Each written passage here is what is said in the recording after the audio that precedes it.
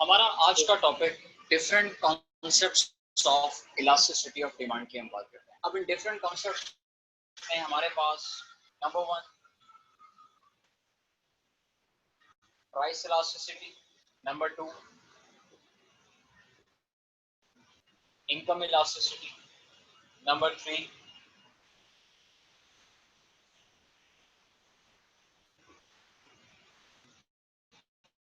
Point elasticity, number 4 arc elasticity and number 5 cross elasticity की बात करते हैं। ठीक है, अब बात को स्टार्ट करते हैं। सबसे पहले बड़ा सिंपल सा छोटा सा टॉपिक है, ये बड़ा इजीली और जल्दी वाइंड अप हो जाएगा। इसमें सबसे पहले हमारे पास आता है जी प्राइस इलास्टिसिटी की हम बात करते हैं। और what is the meaning of price elasticity, कि जहां पर हमारी डिमांड में चेंज जो है वो प्राइस की वजह से आता है, यानी कि प्राइस का बढ़ना और प्राइस का कम होना है। In short we can say this कि हम अपने डिमांड को डिपेंड कर रहे हैं किसके ऊपर, प्राइस के ऊपर। तो प्राइस के बढ़ने या कम होने से डिमांड में जो चेंजेस आती हैं उस इलास्टिसिटी को आप क्या नाम देते हैं, प्राइस इलास्टिसिटी का नाम दिया जाता है। इसी तरह से नंबर 2 की बात करते हैं तो हमारे पास इनकम इलास्टिसिटी आता है। अब इनकम इलास्टिसिटी का कॉन्सेप्ट हमें क्या कहता है कि जहां पर इनकम की चेंज होने की वजह से प्राइस में चेंज, डिमांड में चेंज आता है। अब इनकम क्या, और सॉरी पहले बात करते हैं प्राइस की। तो प्राइस और डिमांड, क्वांटिटी डिमांड, इनके दरमियान इनवर्स रिलेशन। हमने कल भी पढ़ा था कि प्राइस बढ़ती है तो डिमांड कम। लेकिन इनकम इलास्टिसिटी के अंदर हमारे पास इनकम को वाई से डिनोट किया जाता है और क्वांटिटी ऑफ डिमांड, इनके दरमियान डायरेक्ट रिलेशन, यानी कि इनकम बढ़ेगी तो डिमांड भी बढ़ेगी और इनकम कम होगी तो डिमांड भी कम हो जाएगी। इसके दरमियान पॉजिटिव रिलेशन होगा और इसके दरमियान नेगेटिव रिलेशन होगा। अब उसके बाद आगे चलते हैं। हमारे पास पहले मैं नंबर 5 के ऊपर बात करने लगा हूं, क्रॉस इलास्टिसिटी। अब क्रॉस इलास्टिसिटी में फर्दर आगे 2 पॉइंट्स आते हैं। बेटा अजान स्टार्ट हुई है सर।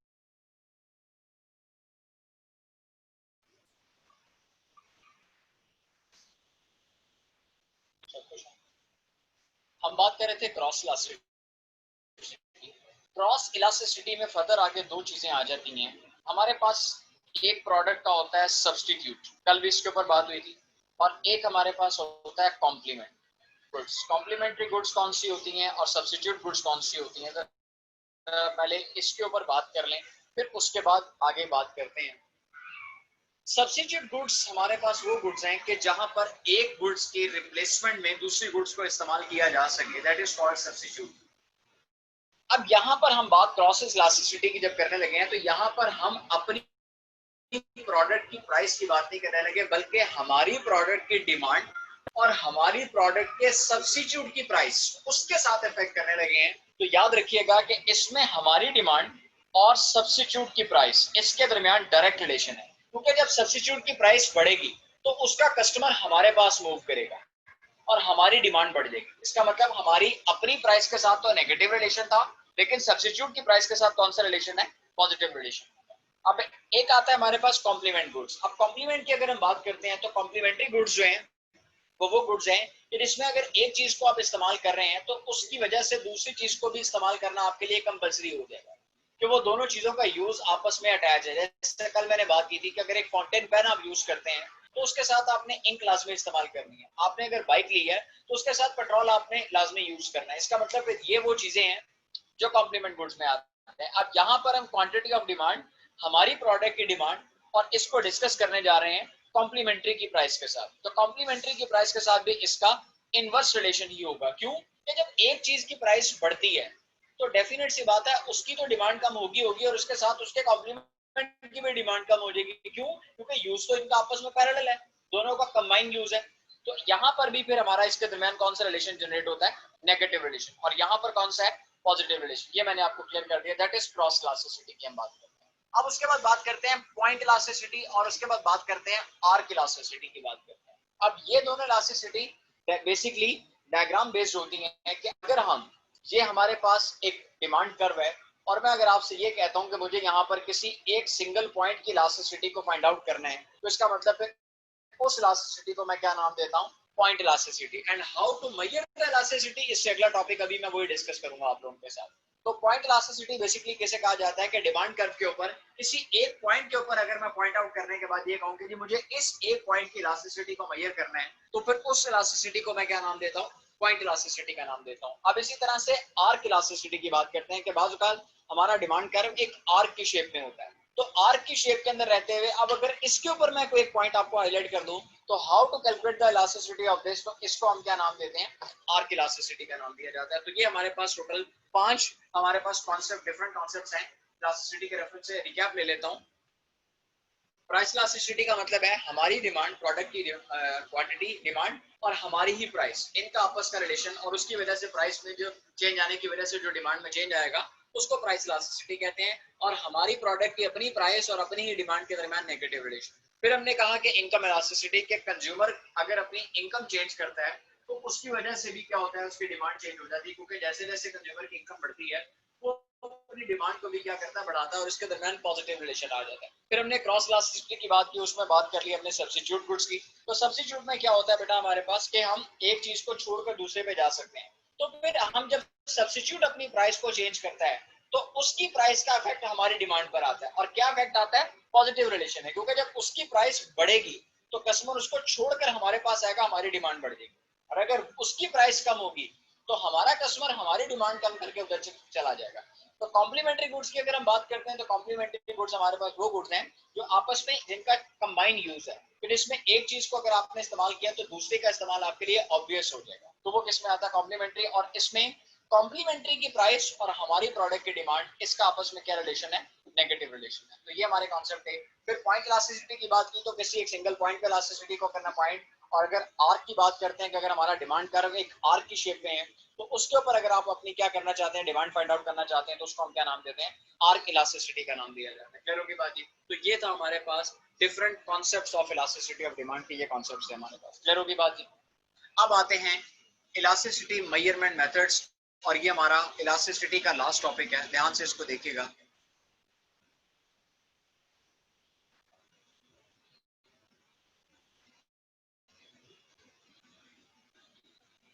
इलास्टिसिटी मेजरमेंट मेथड्स की हम बात कर रहे हैं कि देयर आर 4 मेथड्स, ठीक है जी, जिसमें हमारे पास expenditure method, number 2 percentage method, expenditure method, ठीक हो गया जी, परसेंटेज मेथड, ज्योमेट्रिक मेथड, और उसके साथ साथ फॉर्मूला मेथड, ठीक हो गया।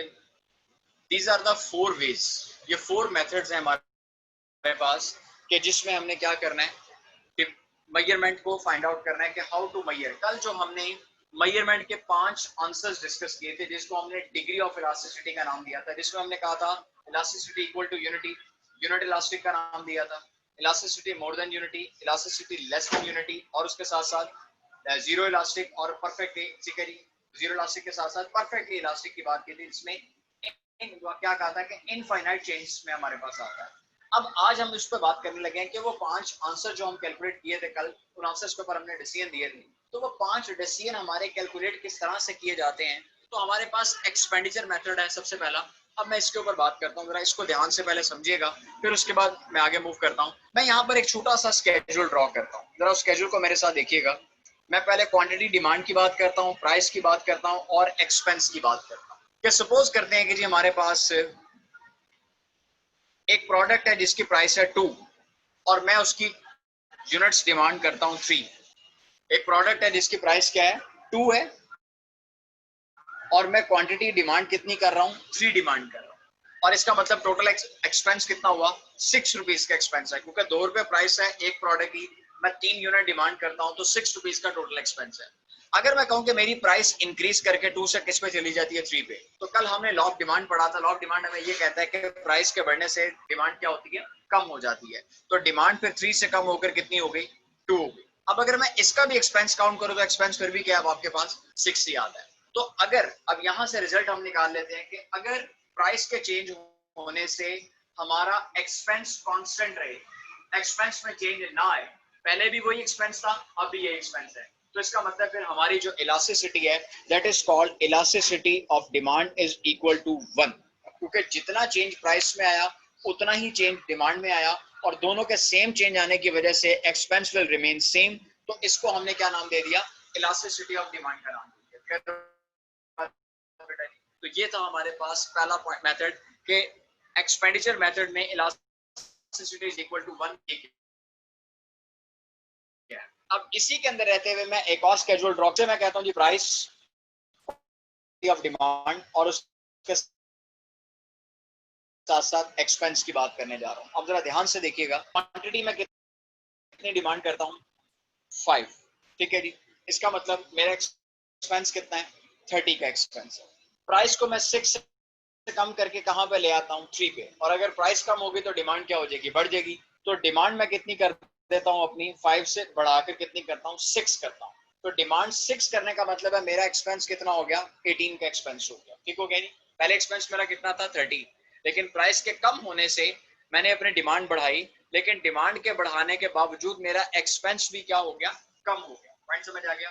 तो अब जरा याद रखिएगा कि जहां पर आपके प्राइस के कम होने से एक्सपेंस भी कम हो जाए, यानी कि प्राइस और एक्सपेंस अगर आपस में पॉजिटिव रिलेशन रखते हैं तो हमारी जो इलास्टिसिटी ऑफ डिमांड है that must be less than unity. इसका मतलब ये लेस इलास्टिक कहलाएगा। डायग्राम में भी नजर आ रहा है कि प्राइस को मैंने हाफ किया है, डिमांड को डबल होना चाहिए था, लेकिन डिमांड 5 से सिर्फ कितनी आई है 6। इसका मतलब थोड़ा चेंज आया, तो इसको हमने क्या नाम दे दिया, लेस इलास्टिक। अब अगेन कॉन्सेप्ट मेरा ध्यान से सुनिएगा कि अगर आपका एक्सपेंस और प्राइस सेम बिहेवियर शो करें, सेम बिहेवियर का मतलब क्या है कि अगर प्राइस को मैंने कम किया तो मेरा एक्सपेंस भी कम हो गया, तो इसका मतलब फिर ये क्या है, लेस इलास्टिक है।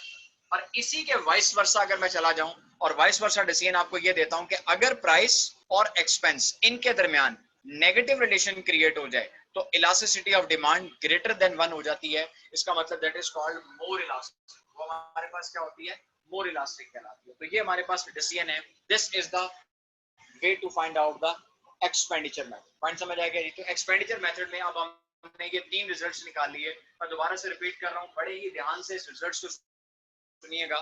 दोबारा से रिपीट करने जा रहा हूं कि अगर हमारा एक्सपेंस सेम रहे, प्राइस के चेंज होने के बावजूद एक्सपेंस हमारा सेम रहे, तो elasticity of demand is equal to 1, unit method होगा, ठीक है जी। और अगर हमारा प्राइस और एक्सपेंस पॉजिटिव रिलेशन शो कर रहे हैं, प्राइस के कम होने से एक्सपेंस भी कम हो गया, प्राइस के बढ़ने से एक्सपेंस भी बढ़ गया, तो इसका मतलब पॉजिटिव रिलेशन हमें क्या शो करता है कि हमारी elasticity of demand less than 1। फिर होगी बात बेटा जी। और अगर हम बात करते हैं कि प्राइस और एक्सपेंस के दरमियान नेगेटिव रिलेशन हो जाए, तो प्राइस के कम होने से एक्सपेंस बढ़ जाता है या प्राइस के कम ज्यादा होने से एक्सपेंस कम हो जाता है, तो it means that is elasticity greater than 1 है, that is called more elastic. इसको हम क्या डिसीजन देते हैं फिर, ये हमारे लिए क्या होगा, मोर इलास्टिक की बात करते हैं। पॉइंट समझ आ गया जी, वेरी सिंपल, ये हमारे पास था। अब इसके साथ साथ मैं परसेंटेज मेथड को भी बड़ी आसानी के साथ यहाँ पर ही सॉल्व कर देता हूँ, ठीक है जी। परसेंटेज मेथड हमारे पास क्या कहता है, मैं सिर्फ उसका फॉर्मूला आपको बता देता हूँ कि अगर हमने इलास्टिसिटी ऑफ डिमांड को मेजर करना है तो हम ये लिखते हैं बेटा जी, percentage change in quantity of demand divided by percentage change in price. ये जो मैंने यहाँ पर एक ट्राइंगल बनाई है that is called delta. Delta stand for change. हम यहाँ पर क्या करते हैं, चेंज बिहेवियर शो करते हैं। तो percentage change in quantity demand के अगर डिमांड में जितने परसेंट का चेंज आता है, अगर उसको मैं डिवाइड करता हूँ परसेंटेज चेंज इन प्राइस में, तो यहाँ से जो आंसर आएगा उसके अकॉर्डिंग मैं डिसीजन ले सकता हूँ कि अगर मेरा आंसर इक्वल टू 1 आ गया तो इलास्टिसिटी यूनिट होगी, मोर देन 1 आ गया तो मोर इलास्टिक, लेस देन 1 आ गया तो लेस इलास्टिक। आंसर 0 आया तो 0 इलास्टिक, और अगर इनफाइनाइट आंसर आता मैथ एरर तो वो इनफाइनाइट इलास्टिसिटी की हम बात करते हैं। तो ये मेथड हमारे पास कौन सा मेथड है बेटा जी, दोबारा से हाईलाइट कर देता हूँ, that is called percentage method का इसको नाम दिया जाता है। क्लियर होगी जी। तो एक मेथड हमारे पास परसेंटेज आ गया, एक हमारे पास मेथड कौन सा आ गया, एक्सपेंडिचर मेथड आ गया। तो ये 2 मेथड हमारे पास हो गए। अब हमारे पास ज्योमेट्रिक मेथड और फार्मूला मेथड, ये 2 रह गए। एक और अजान स्टार्ट हो गई है, मैं बोर्ड की पिक्चर लेके इसके मिटा दूंगा, फिर उसके बाद आगे स्टार्ट करता हूँ, ठीक है। तब तक 1-2 मिनट का वेट कीजिए।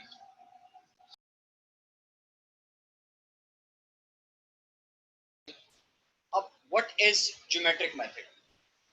ज्योमेट्रिक मेथड बेसिकली हम स्केड्यूल से हम इलास्टिसिटी कैलकुलेट नहीं करेंगे, बल्कि अगर डायग्राम हमारे पास होती है और डायग्राम के अंदर वो कहा जाता है कि जी आपने क्या करना है, इलास्टिसिटी ऑफ डिमांड को मेजर करना है। लेकिन इसके अंदर भी हम पहले वही बात करेंगे कि क्या हमारा डिमांड कर्व एक स्ट्रेट लाइन है या कि एक आर्क में है।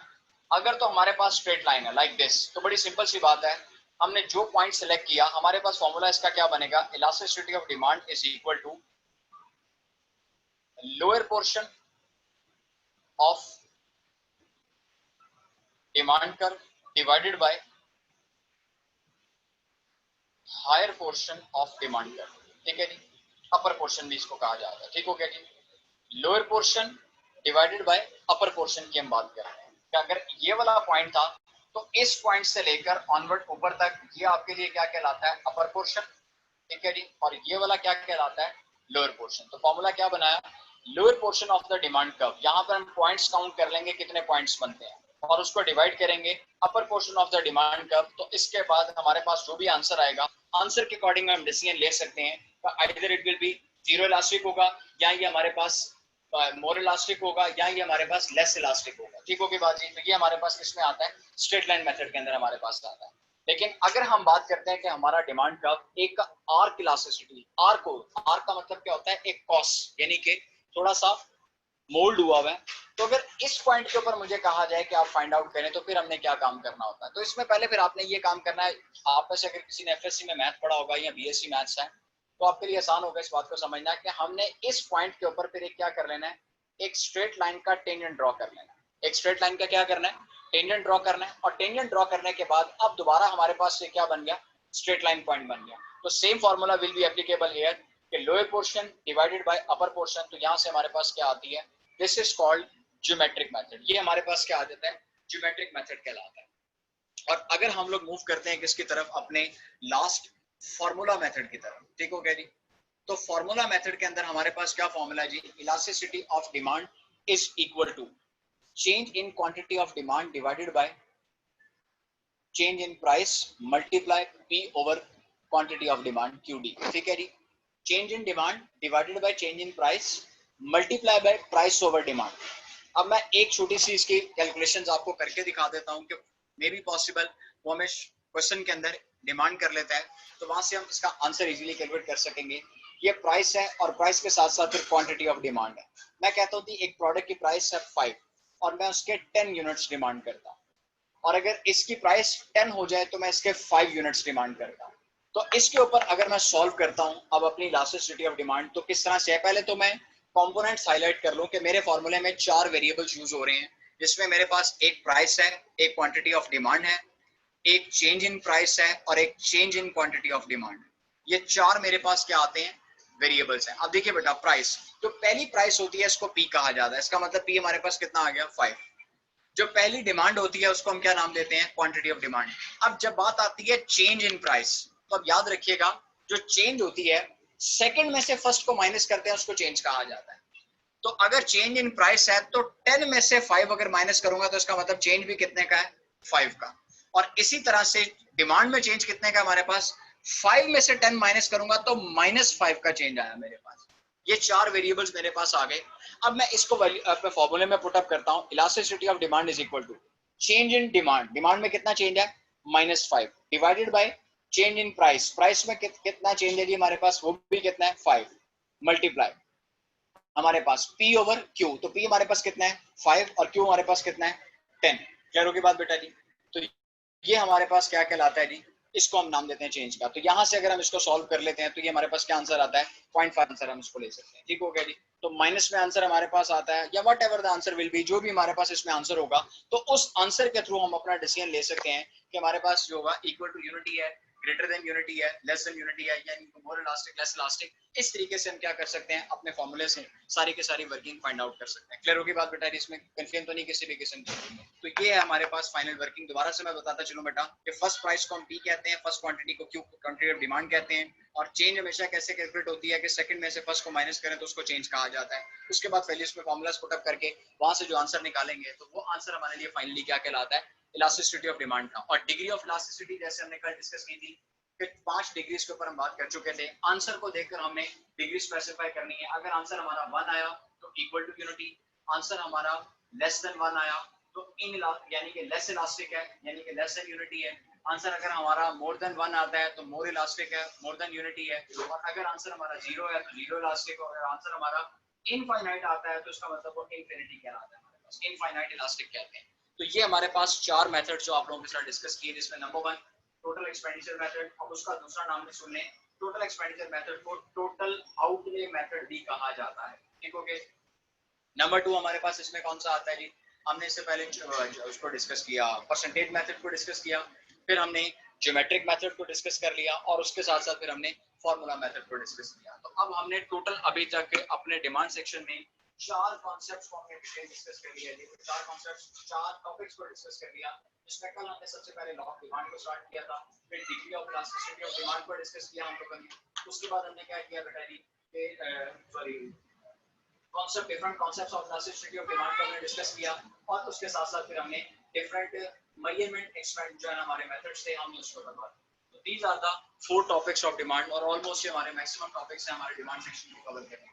आइए जी, जहां तक हम क्वेश्चन सेशन लेते हैं, देन उसके बाद फिर हम इसको आगे स्टार्ट करेंगे, ठीक है।